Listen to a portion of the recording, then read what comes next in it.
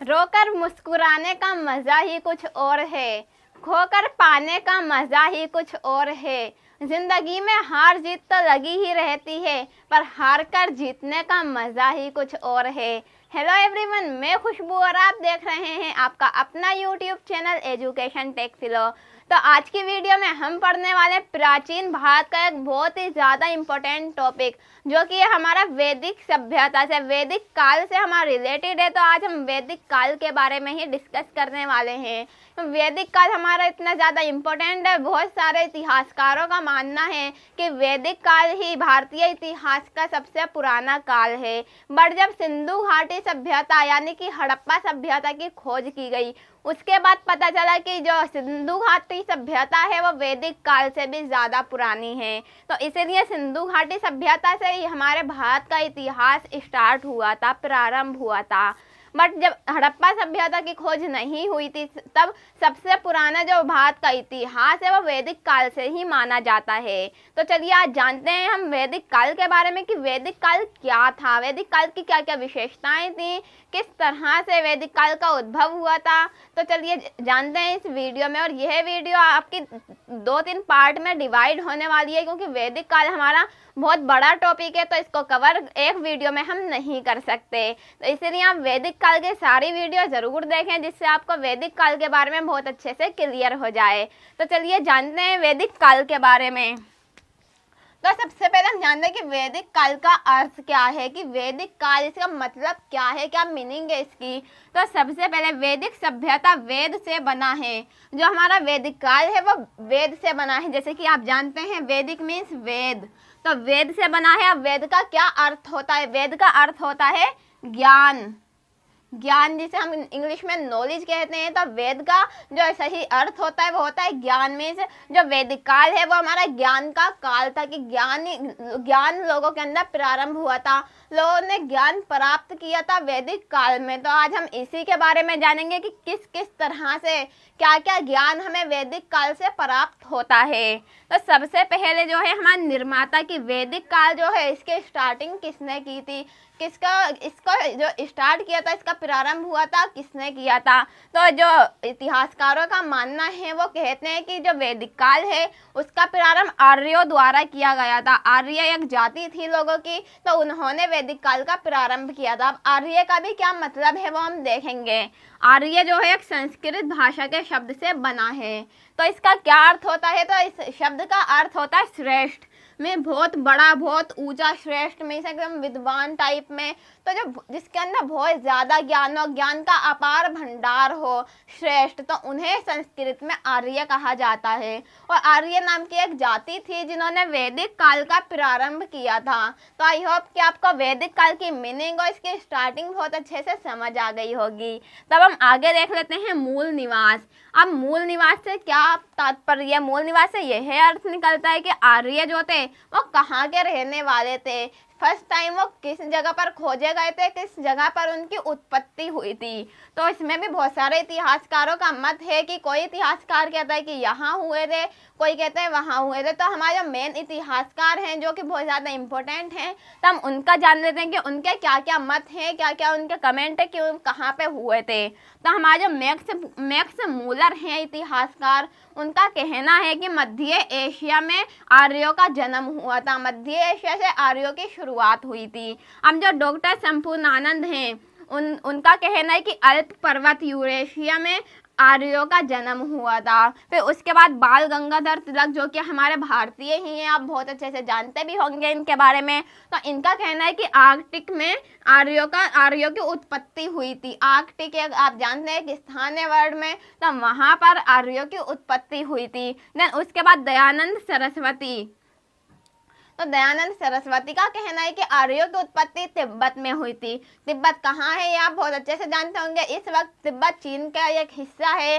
तो इसी तरह से बहुत सारे इतिहासकारों का अलग अलग मानना है कि आर्यों की उत्पत्ति यहाँ हुई थी, आर्यों की उत्पत्ति वहाँ हुई थी। बट हमें ऐसा कोई नहीं लेना देना, जिन्होंने जो कहा है हमें वो पढ़ना है। अब हम आगे देख लेते हैं वैदिक सभ्यता के बारे में। वैदिक सभ्यता जो है वो 2 काल में डिवाइड है। कौन कौन से? एक पूर्व वैदिक काल, एक उत्तर वैदिक काल। पूर्व वैदिक मतलब कि पुराना वैदिक काल, जिसको ऋग्वैदिक काल भी कहा जाता है। अब हम आगे पढ़ेंगे कि पूर्व वैदिक काल को ऋग्वैदिक काल क्यों कहा जाता है।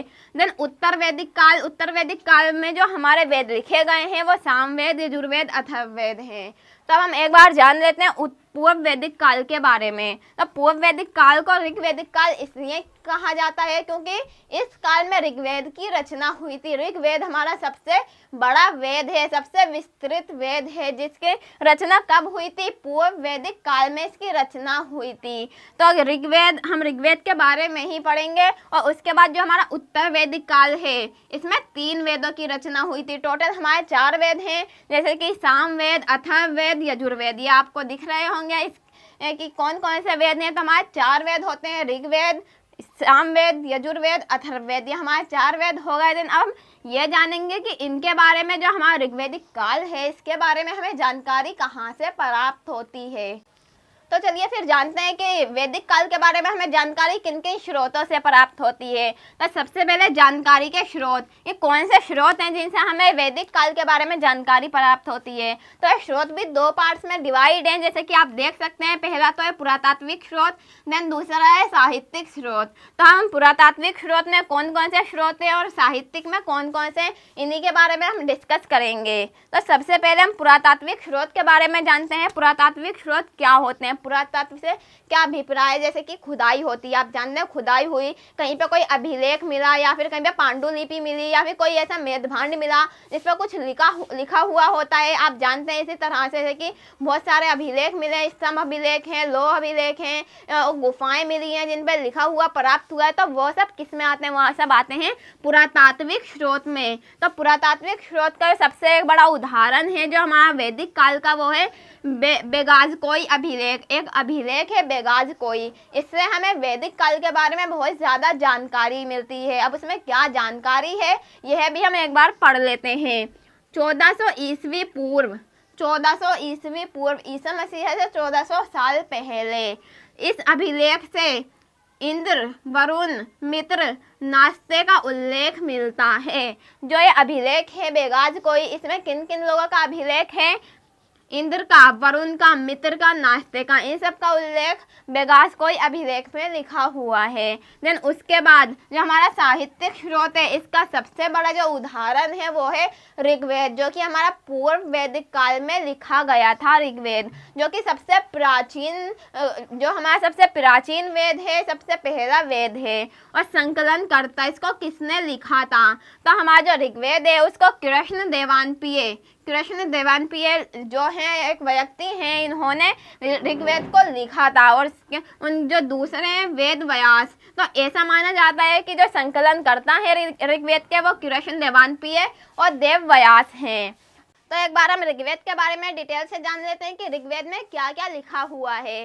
तो सबसे पहले 10 मंडल है। हमारा जो ऋग्वेद है उसमें 10 मंडल। अब मंडल आप सोच रहे होंगे क्या होता है, तो मंडल कुछ अलग नहीं है जैसे कि हमारी बुक्स होती हैं। उसमें क्या होता है, उसमें चैप्टर होता है, चैप्टर 1, चैप्टर 2, चैप्टर 3। तो इसी तरह से जो हमारा ऋग्वेद है उसमें 10 चैप्टर हैं, जिसे हम हिंदी में बोले तो मंडल। एंड देन जो 128 सूक्त, अब सूक्त को मंत्र भी कहा जाता है या फिर हम अपनी लैंग्वेज में बोले तो हम पेजेस कह सकते हैं। जैसे कि हमारी बुक में पेज होते हैं तो उसी तरह से ऋग्वेद जो है उसमें 1028 पेज होते हैं। तो अब हमने यह तो जान लिया कि ऋग्वेद में क्या है, 10 मंडल हैं, 1028 सूक्त हैं। तो अब इन मंडलों में क्या क्या लिखा है अब हम वो देख लेते हैं। और यहाँ पे सिर्फ वही मंडल हैं जो कि बहुत ज़्यादा इम्पोर्टेंट है, जिसमें बहुत इम्पोर्टेंट नॉलेज दी गई है।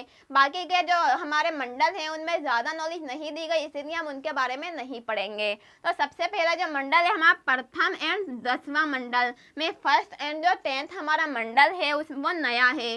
उसमें कुछ नई बातें लिखी गई हैं, ऐसी बातें जो कि और बाकी वेदों जो बाकी मंडल हैं उनसे बहुत ज़्यादा अलग हैं, उनसे बहुत ज़्यादा अनोखी हैं। तो इसीलिए पहला और 10वां मंडल बहुत ज़्यादा इम्पोर्टेंट है। तो उसके बाद जो आता है हमारा तृतीय मंडल में, जो हमारा तीसरा मंडल है वो भी बहुत ज़्यादा इम्पोर्टेंट है। अब क्यों इम्पोर्टेंट है वो मैं आपको बताती हूँ। तो गायत्री मंत्र आप जानते हैं हमारा गायत्री मंत्र क्या है, ओम भूर्भुवः स्वः तत्सवितुर्वरेण्यम। तो आप जानते हैं, आपको भी याद होगा। तो इसी तरह से जो हमारा गायत्री मंत्र है वो ऋग्वेद के 3रे मंडल में लिखा हुआ है। अब इसको किसने लिखा था? इसके लेखक विश्वामित्र माने जाते हैं कि हमारा जो गायत्री मंत्र है उसे विश्वामित्र ने लिखा था। तो आई होप कि आपको समझ में आ गया होगा। जो गायत्री मंत्र हमारे तक पढ़ते आ रहे हैं, गाते आ रहे हैं, तो उसको किस टाइम पे लिखा गया था, कब लिखा गया, तो किसने लिखा था। अब हम एक बार 7वां मंडल जान लेते हैं कि 7वें मंडल में हमारी क्या डिटेल्स दी गई हैं। तो सबसे पहले 7वें मंडल में 10 राजयुद्ध के बारे में बताया गया है। अब 10 राजयुद्ध क्या होता है? 10 राज जैसे कि आप समझ सकते हैं, 10 का मीन्स 10। तो 10 राजाओं के बीच में जो युद्ध हुआ था उसी के बारे में हमारा 7वां मंडल के अंदर लिखा है कि 10 राजाओं का किस तरह से युद्ध हुआ था, कौन कौन से राजा थे। तो अभी हम बहुत ज़्यादा डिटेल में इसमें नहीं जाने वाले हैं, क्योंकि हमारे लिए यह इम्पोर्टेंट नहीं है, बल्कि बस यही इम्पोर्टेंट है कि 7वें मंडल में क्या लिखा हुआ है। देन उसके बाद हमारा आता है 9वां मंडल।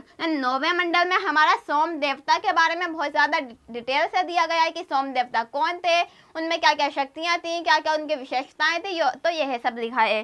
देन जो हमारा लास्ट मंडल आता है वो है 10वां मंडल। जैसे कि हम पहले भी पढ़ चुके हैं कि 10वां मंडल नया है, पहला और 10वां मंडल हमारा नया है, मीन्स कुछ अनोखी बातें उसमें लिखी गई हैं। तो इसी तरह से 10वें मंडल में जो है वर्ण व्यवस्था क्रम लिखा हुआ है। अब वर्ण व्यवस्था क्या होती है ये आप बहुत अच्छे से जानते हैं। हमारी वर्ण व्यवस्था ब्राह्मण, क्षत्रिय, वैश्य, शूद्र।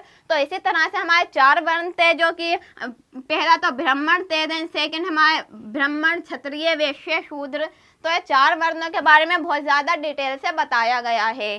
तब हमने ऋग्वेद के बारे में बहुत अच्छे से पढ़ चुके हैं कि इसमें क्या है। जैसे कि हमने पढ़ा 10 मंडल हैं, 128 सूक्त हैं, और उसके बाद 10 मंडल में क्या क्या दे रखा है हमने ये भी पढ़ लिया है। अब एक बार हम बाकी के वेदों के बारे में जान लेते हैं कि जो हमारा उत्तर वैदिक काल है उसमें सामवेद, यजुर्वेद, अथर्ववेद लिखे गए थे। तो इन वेदों में भी क्या क्या लिखा है, तो हमारा सबसे पहले आता है सामवेद। अब सामवेद में जो है हमारा संगीत का वेद है। सामवेद को संगीत का वेद कहा जाता है। संगीत में म्यूजिक, जो म्यूजिक सुनते हैं उसके बारे में सामवेद में लिखा गया है। और 7 स्वरों का सर्वप्रथम प्रयोग। अब 7 स्वर कौन से हैं आप सभी जानते होंगे बहुत अच्छे से, और नहीं जानते तो मैं आपको बता देती हूँ। ये सा रे गा मा पा धा नि सा, ये सब हमारे 7 स्वर हैं। तो इसी तरह से इन 7 स्वर के बारे में सामवेद में बहुत अच्छे से बताया गया है। देन उसके बाद जो हमारा वेद आता है वो आता है यजुर्वेद। तो यजुर्वेद में हमारे यज्ञों की विधियों का वर्णन है। अब यज्ञों की विधि क्या होती है आप जानते हैं, पंडित जी यज्ञ करते हैं तो ऐसे कि एक चौकोर गोला सा होता है, उसमें आग जलती है, उसमें घी डालते रहते हैं थोड़ी थोड़ी देर में, और मंत्र भी पढ़ते हैं। तो इन सब विधियों का हमें कहाँ से पता चला? तो यह सब हमें यजुर्वेद से पता चला कि किस तरह से यज्ञ करना है, उसकी क्या क्या प्रक्रिया होगी, कौन कौन से यज्ञ होंगे। तो इसी तरह से हमें यज्ञ के बारे में जो जानकारी मिलती है वो हमें यजुर्वेद से मिलती है। देन गद और पद का वेद। अब गद और पद क्या है आपने हमेशा हिंदी की बुक में पढ़ा होगा, गद खंड, पद खंड। तो इसी तरह से जो गद पद का हमें वेद है, जो हमें ज्ञान है, वो कहाँ से प्राप्त हुआ? यजुर्वेद से प्राप्त हुआ। तो आई होप कि आपको यजुर्वेद में क्या है बहुत अच्छे से समझ आ गया होगा। देन जो हमारा लास्ट वेद बचता है अथर्ववेद। अब वो क्या है? अथर्ववेद बहुत ज़्यादा इंपॉर्टेंट है आप सब के लिए, आप सब मैं जानती हूँ। इनफैक्ट पूरी दुनिया, ज़्यादातर तो मैं भारतीयों को ही कहूँगी कि भारतीयों का जो हमारा अथर्ववेद है उसमें बहुत ज़्यादा विश्वास है। अब मैं ऐसा क्यों कह रही हूँ मैं आपको बताती हूँ, क्योंकि अथर्ववेद में जो है क्या लिखा है?